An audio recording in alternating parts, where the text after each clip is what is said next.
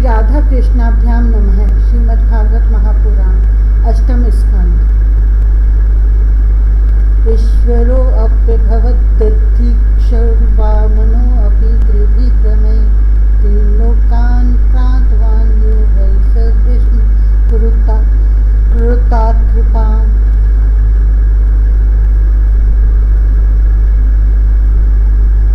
ओम नमो भगवते वासुदेवाय। श्रीमद्भागवत महापुराण अष्टम स्कंद पहला अध्याय। मनवंतरों का वर्णन। राजा परीक्षित ने पूछा, गुरुदेव, स्वयंभू मनु का वंश विस्तार मैंने सुन लिया। इसी वंश में उनकी कन्याओं के द्वारा मरीचि आदि प्रजापतियों ने अपनी वंश परंपरा चलाई थी। अब आप हमसे दूसरे मनुओं का वर्णन कीजिए। ब्राह्मण ज्ञानी महात्मा जिस जिस मनवंतर में महामहिम भगवान के जिन जिन अवतारों और लीलाओं का वर्णन करते हैं उन्हें आप अवश्य सुनाइए।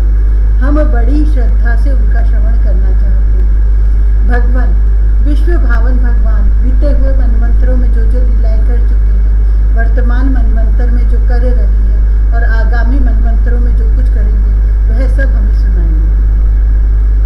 श्री सुखदेव जी ने कहा, इस कल्प में स्वयंभू आदि 6 मनवंतर बीत चुके हैं। उनमें से पहले मनवंतर का मैंने वर्णन कर दिया। उसी में देवता आदि की उत्पत्ति हुई थी। स्वयंभू मनु की पुत्री आकुति से यज्ञ पुरुष के रूप में धर्म का उपदेश करने के लिए तथा देवहूति से कपिल के रूप में ज्ञान का उपदेश करने के लिए भगवान ने उनके पुत्र रूप से अवतार ग्रहण किया था। परीक्षित, भगवान कपिल का वर्णन मैं पहले ही तीसरे स्कंद में कर चुका हूँ। अब भगवान यज्ञ पुरुष ने आकुति के गर्भ से अवतार लेकर जो कुछ किया उसका वर्णन करता हूँ। परीक्षित, भगवान स्वयंभू मनु ने समस्त कामनाओं और भोगों से विरक्त होकर राज्य छोड़ दिया। वे अपनी पत्नी शतरूपा के साथ तपस्या करने के लिए वन में चले गए। परीक्षित, उन्होंने सुनंदा नदी के किनारे पृथ्वी पर एक पैर से खड़े होकर 100 वर्ष तक घोर तपस्या की। तपस्या करते समय वे प्रतिदिन इस प्रकार भगवान की स्तुति करते थे। मनुजी कहा करते थे, जिनकी चेतना के स्पर्श मात्र से यह विश्व चेतन हो जाता है, किंतु यह विश्व जिन्हें चेतना का दान नहीं कर सकता, जो इसके सो जाने पर प्रलय में भी जागते रहते हैं, जिनको यह नहीं जान सकता, परंतु जो इसे जानते हैं वही परमात्मा है।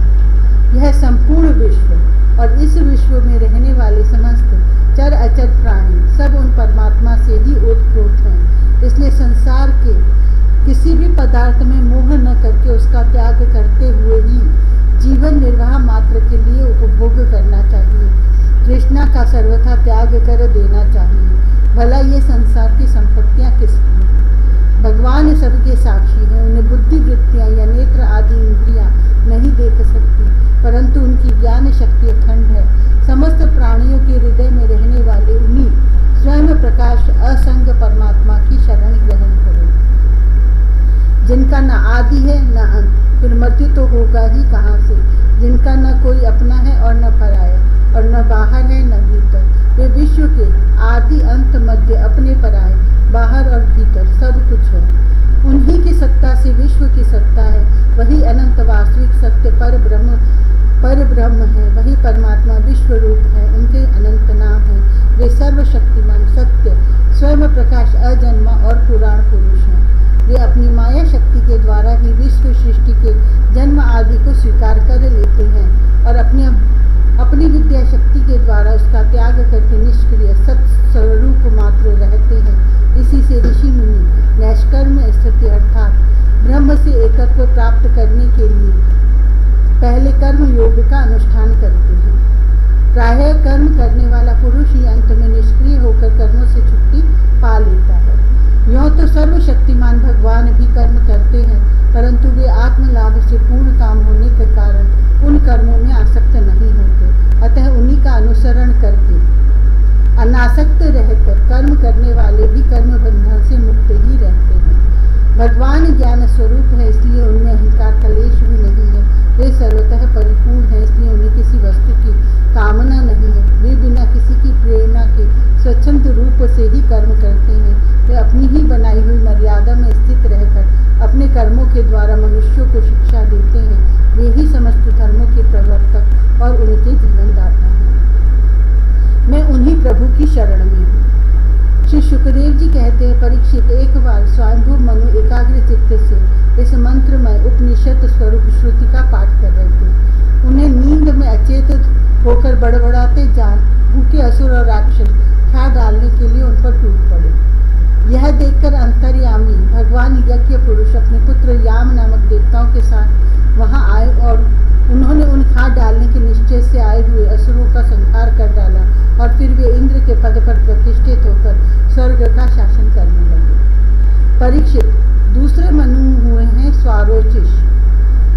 वे अग्नि के पुत्र थे। उनके पुत्रों के नाम थे द्युमान, सुषेण और रोचेष्मान आदि। उस मनवंतर में इंद्र का नाम था रोचन, प्रधान देवगण थे तुषित आदि। ऊर्ज, स्तंभ आदि वेदवादी गण सप्त ऋषि थे। उस मनवंतर में वेदशिरा नामक ऋषि की पत्नी तुषिता थी। उनके गर्भ से भगवान ने अवतार ग्रहण किया और विभु नाम से प्रसिद्ध हुए। वे आजीवन नैष्ठिक ब्रह्मचारी रहे। उन्हीं के आचरण से शिक्षा ग्रहण करके 88,000 व्रत निष्ठ ऋषियों ने भी ब्रह्मचर्य व्रत का पालन किया। तीसरे मनु थे उत्तम। वे प्रिय व्रत के पुत्र थे। उनके पुत्रों के नाम थे पवन, सृंजय, यज्ञहोत्र आदि। उस मनवंतर में वशिष्ठ जी के प्रमद आदि 7 पुत्र सप्त ऋषि थे। सत्य, वेद, श्रुत और भद्र नामक देवताओं के प्रधान गण थे और इंद्र का नाम था सत्यजी। उस समय धर्म की पत्नी सुनिता के गर्भ से पुरुषोत्तम भगवान ने सत्यसेन के नाम से अवतार ग्रहण किया था। उनके साथ सत्यव्रत नाम के देवगण भी थे। उस समय के इंद्र सत्यजित के सखा बनकर भगवान ने असत्य परायण, दूषिल और दुष्ट यक्षों, राक्षसों एवं जीवद्रोही भूतगणों का संहार किया। चौथे मनु का नाम था तामस। वे तीसरे मनु उत्तम के सगे भाई थे। उनके पृथु, ख्याति, नर, केतु इत्यादि 10 पुत्र थे। सत्यखरी और वीर नामक देवताओं के प्रधान गण थे। इंद्र का नाम था त्रिशिक। उस मनवंतर में ज्योतिर्धाम आदि सप्त ऋषि थे। परीक्षित, उस तामस नाम के मनवंतर में विधृति के पुत्र वैधृति नाम के और भी देवता हुए। उन्होंने समय के पेड़ से नष्ट प्राय वेदों को अपनी शक्ति से बचाया था, इसीलिए वे वैधृति कहलाए। इस मनवंतर में हरिमेधा ऋषि की पत्नी हरिणी के गर्भ से हरि के रूप में भगवान ने अवतार ग्रहण किया। इसी अवतार में उन्होंने ग्रह से गजेंद्र की रक्षा की थी। राजा परीक्षित ने पूछा, मुनिवर, हम आपसे यह सुनना चाहते हैं कि भगवान ने गजेंद्र को ग्रह के फंदे से कैसे छुड़ाया था। सब कथाओं में वही कथा परम पुण्यमय, प्रशंसनीय, मंगलकारी और शुभ है, जिसमें महात्माओं के द्वारा गान किए हुए भगवान श्री हरि के पवित्र यश का वर्णन है। यश का वर्णन रहता है। सूची कहते, शौनक आदि ऋषि राजा परीक्षित आवरण अनशन करके कथा सुनने के लिए ही बैठे हुए थे। उन्होंने जब श्री सुखदेव जी महाराज को इस प्रकार कथा कहने के लिए प्रेरित किया, तब वे बड़े आनंदित हुए और प्रेम से परीक्षित का अभिनंदन करके मुनियों की भरी सभा में कहने लगे। दूसरा अध्याय, ग्रह के द्वारा गजेंद्र का पकड़ा जाना। श्री सुखदेव जी ने कहा, परीक्षित, क्षीर सागर में त्रिकूट नाम का एक प्रसिद्ध, सुंदर एवं श्रेष्ठ पर्वत था। वह 10,000 योजन ऊंचा था। उसकी लंबाई चौड़ाई भी चारों ओर इतनी ही थी। उसमें चांदी, लोहे और सोने के 3 शिखरों की छटा से समुद्र, दिशाएं और आकाश जगमगाते रहते थे। और भी उसके कितने ही शिखर ऐसे थे जो रत्नों और धातुओं की रंग बिरंगी छटा दिखाते हुए सब दिशाओं को प्रकाशित कर रहे थे। उनमें विविध जाति के वृक्ष, लताएं और झाड़ियां थीं। झरनों की झरझर से वह गुंजायमान होता रहता था। सब ओर से समुद्र की लहरें आकर उस पर्वत के निचले भाग से टकराती। उस समय ऐसा जान पड़ता मानो वे पर्वतराज के पांव पखार रही हैं। उस पर्वत के हरे पन्ने के पत्थरों से वहां की भूमि ऐसी सांवली हो गई थी जैसे उस पर हरी भरी दूब लग रही हो। उसकी कंदराओं में सिद्ध, चारण, गंधर्व, विद्याधर, नाग, किन्नर और अप्सराएं आदि विहार करने के लिए प्राय बने ही रहते थे। जब उसके संगीत की ध्वनि चट्टानों से टकराकर गुफाओं में प्रतिध्वनित होने लगती थी, तब बड़े बड़े गर्वीले सिंह दूसरे सिंह की ध्वनि समझकर सह न पाते और अपनी गर्जना से उसे दबा देने के लिए और जोर से गरजने लगते थे। उस पर्वत की तलहटी तरह तरह के जंगली जानवरों के झुंडों से सुशोभित रहती थी। के वृक्षों से भरे हुए देवताओं के उद्यान में सुंदर सुंदर पक्षी मधुर कंठ से चहकते रहते थे। उस पर बहुत सी नदियां और सरोवर भी थे। उनका जल बड़ा निर्मल था। उनके पुलिन पर मणियों की बालू चमकती रहती थी। उनमें देवांगनाएं स्नान करती थी, जिससे उनका जल अत्यंत सुगंधित हो जाता था। उसकी सुरभि लेकर भीनी भीनी वायु चलती रहती थी। पर्वतराज त्रिकूट की तराई में भगवत प्रेमी महात्मा भगवान वरुण का एक उद्यान था। उसका नाम था ऋतुमान। उसमें देवांगनाएं क्रीड़ा करती रहती थीं। उसमें सब और ऐसे दिव्य वृक्ष शोभायमान थे जो फलों और फूलों से सर्वदा लदे ही रहते थे। उस उद्यान में मंदार, पारिजात, गुलाब, अशोक, चंपा, तरह तरह के आम, पयाल, कटहल, आमड़ा, सुपारी, नारियल, खजूर, बिजौरा, महुआ, साखू, ताड़, तमाल, असन, अर्जुन, रीठा, गूलर, पाकर, बरगद, पलास, चंदन, नीम, कचनार, साल, देवदारू, दाख, ईख, केला, जामुन, बेर, रुद्राक्ष, हर्रे, आंवला, बेल, कैच, नींबू और गिलावे आदि के वृक्ष लहराते रहते थे। उस उद्यान में एक बड़ा भारी सरोवर था। उनमें सुनहले कमल खिल रहे थे और भी विविध जाति के कुमुद, उत्पल, कलहार, शतदल आदि कमलों की अनूठी छटा छिटक रही थी। मतवाले भौरे गूंज रहे थे। मनोहर पक्षी कलरव कर रहे थे। हंस, कारंटव, चक्रवाक और सारस दल के दल भरे हुए थे। पनडुब्बी, बतख और पपीहे कूज रहे थे। मछली और कछुओं के चलने से कमल के फूल हिल जाते थे, जिससे उनका पराग झड़कर जल को सुंदर और सुगंधित बना देता था। कदम्ब, बेंत, नरकुल, कदम्बलता, बेन आदि वृक्षों से वह घिरा था। कुंद, कुर्बत, कटसरैया, अशोक, सिरस, वनमल्लिका, लिसौड़ा, हरसिंगार, सोन, जूही, नाग, पुन्नाग, जाति, मल्लिका, शतपत्र, माधवी और मोगरा आदि सुंदर सुंदर पुष्प वृक्ष एवं तट के दूसरे वृक्षों से भी जो प्रत्येक ऋतु में हरे भरे रहते थे, वह सरोवर शोभायमान रहता था। उस पर्वत के घोर जंगल में बहुत सी हथिनियों के साथ एक गजेंद्र निवास करता था। वह बड़े बड़े शक्तिशाली हाथियों का सरदार था। एक दिन वह उसी पर्वत पर अपनी हथिनियों के साथ कांटे वाले कीचक, बांस, बेंत, बड़ी बड़ी झाड़ियों और पेड़ों को रोंदता हुआ घूम रहा था। उसकी गंध मात्र से सिंह, हाथी, बाघ, गैंडे आदि हिंस्र जंतु, नाग और काले गोरे शरभ और चमरी गाय आदि डरकर भाग जाया करते थे। और उसकी कृपा से भेड़िए, सुअर, भैंसे, रीछ, शल्य, लंगूर तथा कुत्ते, बंदर, हरिण और खरगोश आदि क्षुद्र जीव सब कहीं निर्भय विचरते रहते थे। उसके पीछे पीछे हाथियों के छोटे छोटे बच्चे दौड़ रहे थे। बड़े बड़े हाथी और हथिनियां भी उसे घेरे हुए चल रही थी। उसकी धमक से पहाड़ एक बार भी कांप उठता था। उसके गंध स्थल से टपकते हुए मद का पान करने के लिए साथ साथ भौरे उड़ते जा रहे थे। मद के कारण उसके नेत्र विवल हो रहे थे। बड़े जोर की धूप थी, इसलिए वह व्याकुल हो गया और उसे तथा उसके साथियों को प्यास भी सताने लगी। उस समय दूर से ही कमल के पराग से सुवासित वायु की गंध सूंघकर वह उसी सरोवर की ओर चल पड़ा, जिसकी शीतलता और सुगंध लेकर वायु आ रही थी। थोड़ी ही देर में वेग से चलकर वह सरोवर के तट पर जा पहुंचा। उस सरोवर का जल अत्यंत निर्मल एवं अमृत के समान मधुर था। सुनहले और अरुण कमलों की केसर से वह महक रहा था। गजेंद्र ने पहले तो उसमें घुसकर अपनी सूंड से उठाकर जी भरकर जल पिया। फिर उस जल में स्नान करके अपनी थकान मिटाई। गजेंद्र गृहस्थ पुरुषों की भांति मोहग्रस्त होकर अपनी सूंड से जल की फुहारें छोड़ छोड़कर साथ की हथिनियों और बच्चों को नहलाने लगा तथा उनके मुंह में सूंड डालकर जल पिलाने लगा। भगवान की माया से मोहित हुआ गजेंद्र उन्मत्त हो रहा था। उस बेचारे को इस बात का पता ही न था कि मेरे सिर पर बहुत बड़ी विपत्ति मंडरा रही है। गजेंद्र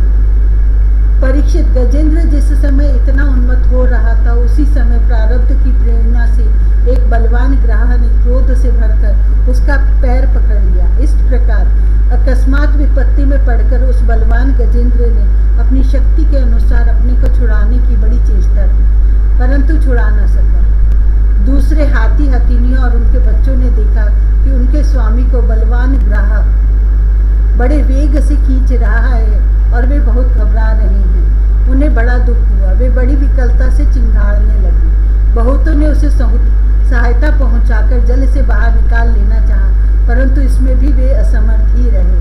गजेंद्र और ग्राह अपनी अपनी पूरी शक्ति लगाकर भिड़े हुए थे। कभी गजेंद्र ग्राह को बाहर खींच लाता तो कभी ग्राह गजेंद्र को भीतर खींच ले जाता। परीक्षित, इस प्रकार उनको लड़ते लड़ते 1000 वर्ष बीत गए और दोनों ही जीते गए। यह घटना देखकर देवता भी आश्चर्यचकित हो गए। अंत में बहुत दिनों तक बार बार जल में खींचे जाने से गजेंद्र का शरीर शिथिल पड़ गया। न तो उसके शरीर में बल रह गया और न मन में उत्साह। शक्ति भी क्षीण हो गई। इधर ग्राह तो जलचर ही ठहरा, इसलिए उसकी शक्ति क्षीण होने के स्थान पर बढ़ गई। वह बड़े उत्साह से और भी बल लगाकर गजेंद्र को खींचने लगा। इस प्रकार देह अभिमानी गजेंद्र अकस्मात प्राण संकट में पड़ गया और अपने को छुड़ाने में सर्वथा असमर्थ हो गया। बहुत देर तक उसने अपने छुटकारे के उपाय पर विचार किया। अंत में वह इस निश्चय पर पहुंचा, यह ग्रह विधाता की फांसी ही है। इसमें फंसकर मैं आतुर हो रहा हूँ। जब मुझे मेरे बराबर के हाथी भी इस विपत्ति से न उबार सके, तब ये बेचारी हथिनियाँ तो छुड़ा ही कैसे सकती हैं। इसलिए अब मैं संपूर्ण विश्व के एकमात्र आश्रय भगवान की ही शरण लेता हूँ। काल बड़ा बली है। यह सांप के समान बड़े प्रचंड वेग से सबको निगल जाने के लिए दौड़ता ही रहता है। इससे अत्यंत भयभीत होकर जो कोई भगवान की शरण में चला जाता है, उसे वे प्रभु अवश्य अवश्य बचा लेते हैं। उनके भय से भीत होकर मृत्यु भी अपना काम ठीक ठीक पूरा करता है। वही प्रभु सबके आश्रय है। मैं उन्हीं की शरण ग्रहण करता हूँ।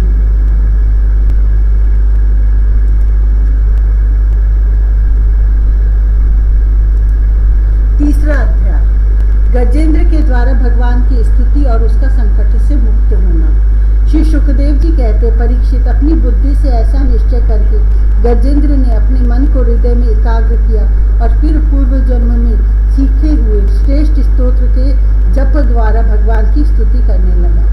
गजेंद्र ने कहा, जो जगत के मूल कारण है और सबके हृदय में पुरुष के रूप में विराजमान है एवं समस्त जगत के एकमात्र स्वामी है, जिनके कारण इस संसार में चेतनता का है, उन भगवान को मैं नमस्कार करता हूँ, प्रेम से उनका ध्यान करता हूँ। यह संसार उन्हीं में स्थित है, उन्हीं की सत्ता से प्रतीत हो रहा है। वे ही इसमें व्याप्त हो रहे हैं और स्वयं वे ही इसके रूप में प्रकट हो रहे हैं। यह सब होने पर भी वे इस संसार और इसके कारण प्रकृति से सर्वथा परे हैं। उन स्वयं प्रकाश, स्वयं सिद्ध सत्तात्मक भगवान की मैं शरण ग्रहण करता हूँ। यह विश्व प्रपंच उन्हीं की माया से उनमें अध्यस्त है। यह कभी प्रतीत होता है तो कभी नहीं, परंतु उनकी दृष्टि ज्यों की त्यों एक सी रहती है। वे इसके साक्षी हैं और उन दोनों को ही देखते रहते हैं। वे सबके मूल हैं और अपने मूल भी वही है। कोई दूसरा उनका कारण नहीं है। वे ही समस्त कार्य और कारणों से अतीत प्रभु मेरी रक्षा करें। प्रलय के समय लोकपाल और इन सब के कारण संपूर्ण रूप से नष्ट हो जाते हैं। उस समय केवल अत्यंत घना और गहरा अंधकार ही अंधकार रहता है, परंतु अनंत परमात्मा उससे सर्वथा परे विराजमान रहते हैं। वे ही प्रभु मेरी रक्षा करें। उनकी लीलाओं का रहस्य जानना बहुत ही कठिन है। वे नट की भांति अनेकों वेश धारण करते हैं। उनके वास्तविक स्वरूप को न तो देवता जानते हैं और न ऋषि ही। फिर दूसरा ऐसा कौन प्राणी है जो वहां तक जा सके और उसका वर्णन कर सके। वे प्रभु मेरी रक्षा करें। जिनके परम मंगलमय स्वरूप का दर्शन करने के लिए महात्मा गण संसार की समस्त आसक्तियों का परित्याग कर देते हैं और वन में जाकर अखंड भाव से ब्रह्मचर्य आदि अलौकिक व्रतों का पालन करते हैं तथा अपनी आत्मा को सबके हृदय में विराजमान देखकर स्वाभाविक ही सबकी भलाई करते हैं। वे ही मुनियों के सर्वस्व भगवान मेरे सहायक हैं। वे ही मेरी गति हैं। न उनके जन्म कर्म है और न नाम है। फिर उनके संबंध में गुण और दोष की तो कल्पना ही कैसे की जा सकती। फिर भी विश्व की सृष्टि और संहार करने के लिए समय समय पर वे उन्हें अपनी माया से स्वीकार करते हैं। उन्हीं अनंत शक्तिमान सर्वेश्वरमय पर ब्रह्म परमात्मा को मैं नमस्कार करता हूँ। वे अरूप होने पर भी बहुरूप है। उनके कर्म अत्यंत आश्चर्यमय है। मैं उनके चरणों में नमस्कार करता हूँ। स्वयं प्रकाश सबके साक्षी परमात्मा को मैं नमस्कार करता हूँ। जो मन, वाणी और चित्त से अत्यंत दूर है, उन परमात्मा को मैं नमस्कार करता हूँ। विवेकी पुरुष कर्म संन्यास अथवा कर्म समर्पण के द्वारा अपना अंतःकरण शुद्ध करके जिन्हें प्राप्त करते हैं, तथा जो स्वयं तो नित्य मुक्त परम आनंद एवं ज्ञान स्वरूप है ही, दूसरों को कैवल्य मुक्ति देने की सामर्थ्य भी केवल उन्हीं में है, उन प्रभु को मैं नमस्कार करता हूँ। जो सत्व, रज, तम इन 3 गुणों का धर्म स्वीकार करके क्रमशः शांत, घोर और मूढ़ अवस्था भी धारण करते हैं, उन भेद रहित समभाव से स्थित एवं ज्ञान घन प्रभु को मैं बार बार नमस्कार करता हूँ। आप सबके स्वामी, समस्त क्षेत्रों के एकमात्र ज्ञाता एवं सर्व साक्षी हैं, आपको मैं नमस्कार करता हूँ।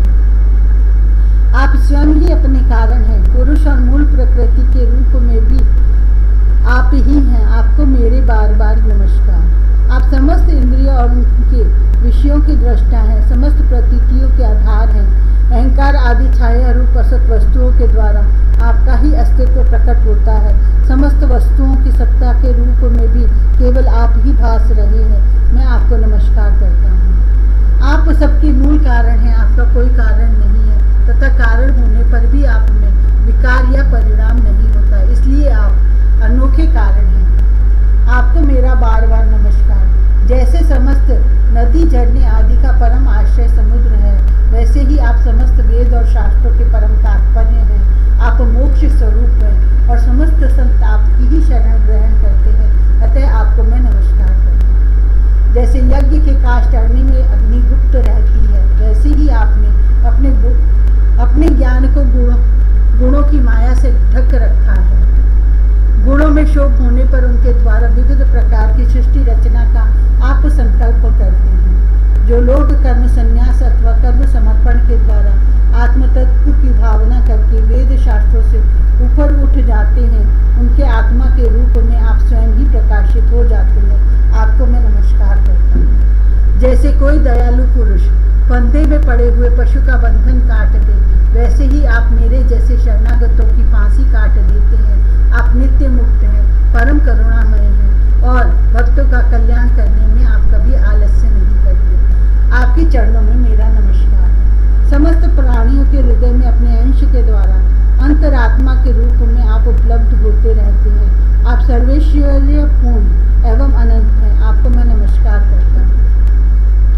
जो लोग शरीर, पुत्र, गुरुजन, गृह, संपत्ति और स्वजनों में आसक्त हैं, उन्हें आपकी प्राप्ति अत्यंत कठिन है, क्योंकि आप स्वयं गुणों की आसक्ति से रहित हैं। जीवन मुक्त पुरुष अपने हृदय में आपका निरंतर चिंतन करते रहते हैं।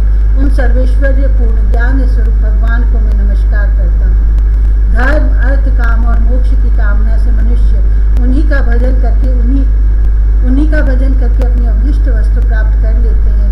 इतना ही नहीं, वे उनको सभी प्रकार का सुख देते हैं और अपने ही जैसा अविनाशी पार्षद शरीर भी देते हैं। वे ही परम दयालु प्रभु मेरा उद्धार करते। जिनके अनन्य प्रेमी भक्तजन उन्हीं की शरण में रहते हुए उनसे किसी भी वस्तु की, यहाँ तक कि मोक्ष की भी अभिलाषा नहीं करते, केवल उनकी परम दिव्य मंगलमयी लीलाओं का गान करते हुए आनंद के समुद्र में निमग्न रहते हैं।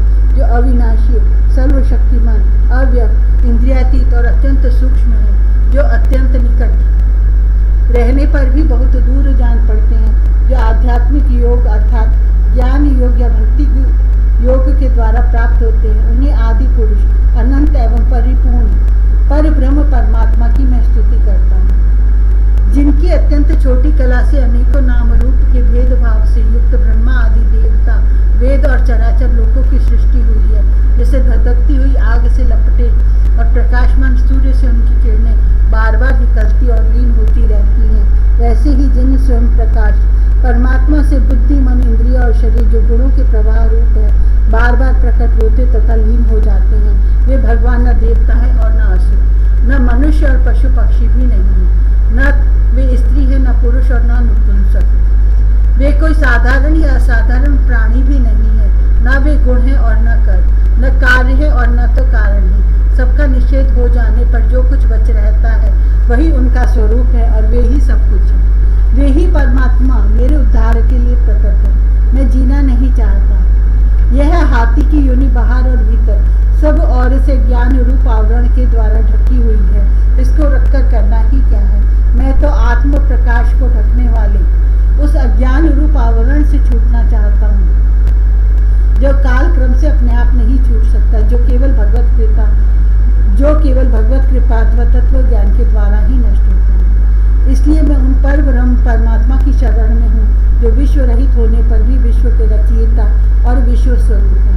साथ ही जो विश्व की अंतरात्मा के रूप में विश्व रूप सामग्री से क्रीड़ा भी करते हैं। साथ ही जो विश्व की अंतरात्मा के रूप में विश्व रूप सामग्री से क्रीड़ा भी करते रहते, उन अजन्मा परम पद स्वरूप ब्रह्म को मैं नमस्कार करता हूँ। योगी लोग योग के द्वारा कर्म वासना और कर्म फल को भस्म करके अपने योग शुद्ध हृदय में जिन योगेश्वर भगवान का साक्षात्कार करते हैं, उन प्रभु को मैं नमस्कार करता हूँ। प्रभु, आपकी 3 शक्तियाँ सत्व रज और तम के राग आदि वेग असह्य हैं। समस्त इंद्रियों और मन के विषयों के रूप में भी आप ही प्रतीत हो रहे हैं। इसलिए जिनकी इंद्रियां वश में नहीं है, वे तो आपकी प्राप्ति का मार्ग भी नहीं पा सकते। आपकी शक्ति अनंत है, आप शरणागत वत्सल हैं। आपको मैं बार बार नमस्कार करता हूँ। आपकी माया अहम बुद्धि से आत्मा का स्वरूप ढक गया है, इसी से यह जीव अपने स्वरूप को नहीं जान पाता। आपकी महिमा अपार है। उन सर्वशक्तिमान एवं माधुर्य निधि भगवान की मैं शरण में हूँ। श्री सुखदेव जी कहते हैं, परीक्षित, गजेंद्र ने बिना किसी भेदभाव के निर्विशेष रूप से भगवान की स्तुति की थी। इसलिए भिन्न भिन्न नाम और रूप को अपना स्वरूप मानने वाले ब्रह्मा आदि देवता उनकी रक्षा के लिए नहीं आए। उस समय सर्वात्मा होने के कारण सर्वदेव स्वरूप स्वयं भगवान श्री हरि प्रकट हो गए। विश्व के एकमात्र आधार भगवान ने देखा कि गजेंद्र अत्यंत पीड़ित हो रहा है, अतः उसकी स्तुति सुनकर वेदमय गरुड़ पर सवार हो चक्रधारी भगवान बड़ी शीघ्रता से वहां के लिए चल पड़े, जहां गजेंद्र अत्यंत संकट में पड़ा हुआ था। उनके साथ स्तुति करते हुए देवता भी आए। सरोवर के भीतर बलवान ग्राह ने गजेंद्र को पकड़ रखा था और वह अत्यंत व्याकुल हो रहा था। जब उसने देखा कि आकाश में गरुड़ पर सवार होकर हाथ में चक्र लिए भगवान श्रीहरि आ रहे हैं, तब अपनी सूंड में कमल का एक सुंदर पुष्प लेकर उसने ऊपर को उठाया और बड़े कष्ट से बोला, नारायण जगत गुरु भगवान, आपको नमस्कार है। जब भगवान ने देखा कि गजेंद्र अत्यंत पीड़ित हो रहा है, तब एक बागी गरुड़ को छोड़कर कूद पड़े और कृपा करके गजेंद्र के साथ ही ग्राह को भी बड़ी शीघ्रता से सरोवर से बाहर निकाल लाए। फिर सब देवताओं के सामने ही भगवान श्री हरि ने चक्र से ग्राह का मुंह फाड़ डाला और गजेंद्र को छुड़ा लिया।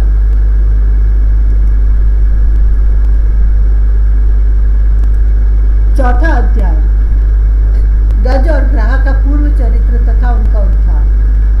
श्री सुखदेव जी कहते हैं, परीक्षित, उस समय ब्रह्मा शंकर आदि देवता ऋषि और गंधर्व श्रीहरि भगवान के इस कर्म की प्रशंसा करने लगे और उनके ऊपर फूलों की वर्षा करने लगे। स्वर्ग में दुंदुबिया बजने लगी, गंधर्व नाचने गाने लगे, ऋषि चारण और सिद्धगण भगवान पुरुषोत्तम की स्तुति करने लगे। इधर वह ग्राह तुरंत ही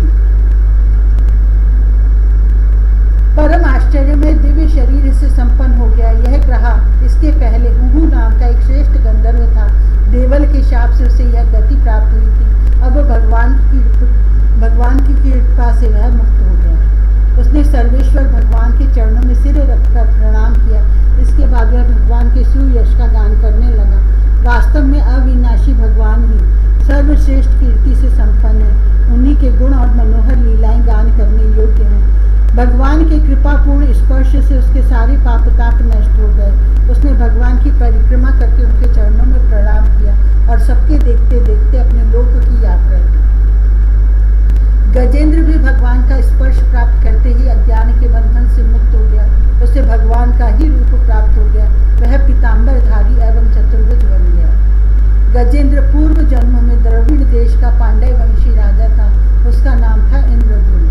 वह भगवान का एक श्रेष्ठ उपासक और एवं अत्यंत यशस्वी था। एक बार राजा इंद्रद्युम्न राजपाट छोड़कर मलय पर्वत पर रहने लगे थे। उन्होंने जटाएं बढ़ा ली, तपस्वी का वेश धारण कर लिया। एक दिन स्नान के बाद पूजा के समय मन को एकाग्र करके एवं मौन व्रती होकर वे सर्वशक्तिमान भगवान की आराधना कर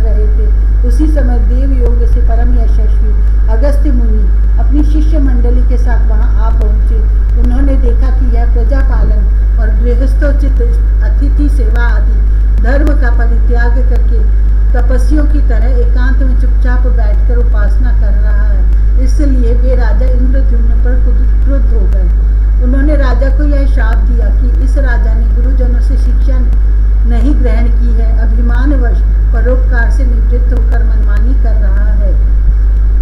ब्राह्मणों का अपमान करने वाला यह हाथी के समान जड़ बुद्धि है, इसलिए इसे वही घोर अज्ञानमयी हाथी की योनि प्राप्त हुई। श्री सुखदेव जी कहते हैं, परीक्षित, शाप एवं वरदान देने में समर्थ अगस्त्य ऋषि इस प्रकार शाप देकर अपनी शिष्य मंडली के साथ वहां से चले गए। राज ऋषि इंद्रद्युम्न ने यह समझकर संतोष किया कि यह मेरा प्रारब्ध ही था। इसके बाद आत्मा की स्मृति करा देने वाली हाथी की योनि उन्हें प्राप्त हुई। परंतु भगवान की आराधना का ऐसा प्रभाव है कि हाथी होने पर भी उन्हें भगवान की स्मृति हो ही गई। भगवान श्री हरि ने इस प्रकार गजेंद्र का उद्धार करके उसे अपना पार्षद बना दिया।